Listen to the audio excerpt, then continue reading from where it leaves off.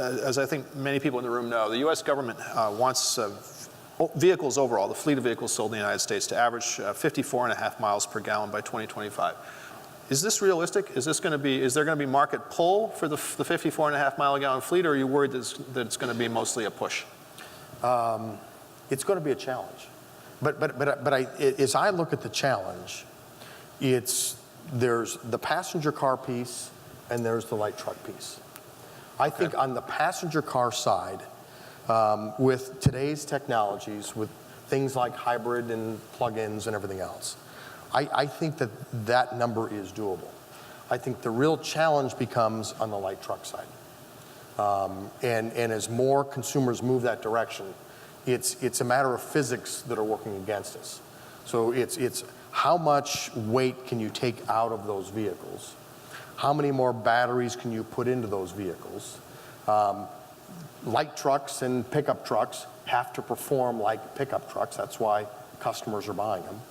So that's going to be the real challenge going forward is, there are technologies available, Ford's lightweighting with I was going to ask you about that. In F-Series pickups. So, but all of that has a cost. And the question becomes, what is the consumer going to be willing to pay for that increased mileage on a light truck, especially given the fact that fuel prices are still going to be relatively constant through the rest of this decade.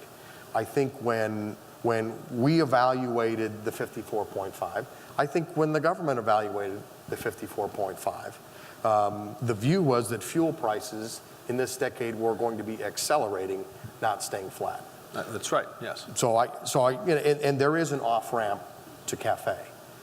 2017, we will re-examine what's going on, as will the administration. We have the same goals as the administration. We want this to be a sustainable industry, and that means we have to have a smaller carbon footprint. So I don't think there's a disagreement in what the task is. It's just how quickly can we get to that task.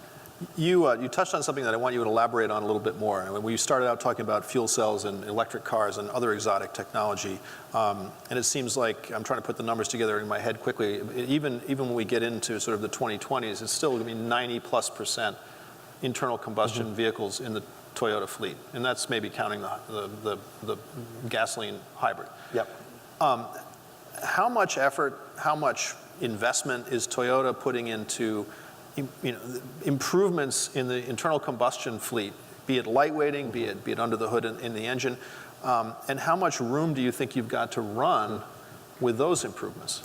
I think there's still quite a bit. If you look at efficiencies of ICEs today, they're probably about 60 to 65% efficient. So I think there's probably another 20 to 25% that we can squeeze out of a gas engine today.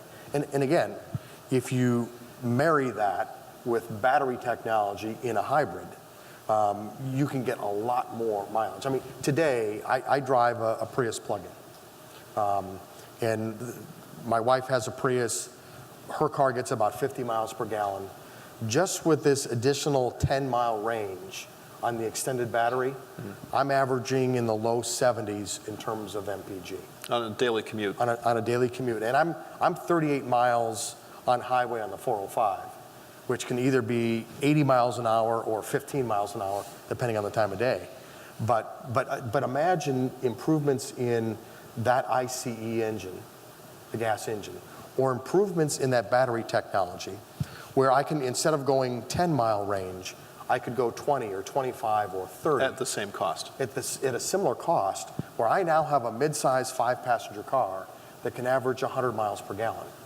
I think consumers are going to be willing to pay for that.